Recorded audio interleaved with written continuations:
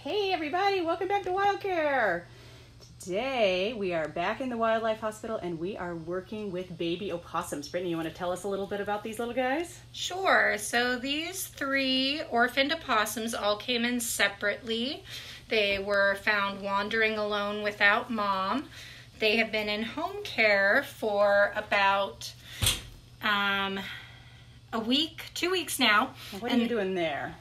So now I'm marking them to make sure that we can tell who is who. So this one is getting a lovely shade of pink. Right. Okay, sorry, you're saying 2 weeks ago they came in and they all came in singly, right? So They this did. isn't a family. Yeah, so we're getting, they all came in singly, so they fell off mom and ended up alone and wandering, and somebody was nice enough to bring each of them in, and now they make their own little group. Aw, that's wonderful. And they're all about the same age? They're all about the same age. Okay.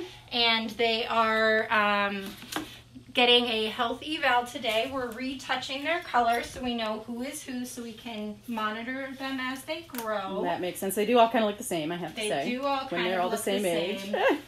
And we are setting them back up on site now that they are big enough, and they will be able to hopefully move outside by this weekend, which is very exciting. Oh, that's good.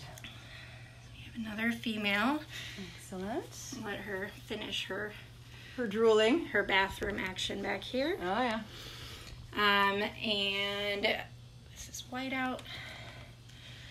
So these guys were in foster care, and I actually trained our volunteer on how to tube them over Zoom. Oh my gosh, are you kidding? So without being able to have one-on-one contact with everyone, we have had to get creative. So I had her watch me a few rounds because these guys actually have to be tube fed. They don't suckle like other little babies. Right, so you can't just use a nipple and a syringe like we do with the little squirrels. This guy's going to be seafoam green, I see. Yes. Lovely. And so we zoomed a few times, and then I zoomed with her as she got started in caring for them, and she did a wonderful job and was able to get them back to us today, which is very exciting. Well, and clearly she did do a great job because they look like they're super healthy. That's amazing. It is such a crazy thing with the shelter-in-place restrictions and not being able to have volunteers on site. The social distancing protocols that we have to follow. I love that you all have come up with such amazing ways to give the animals the care that they need using technology.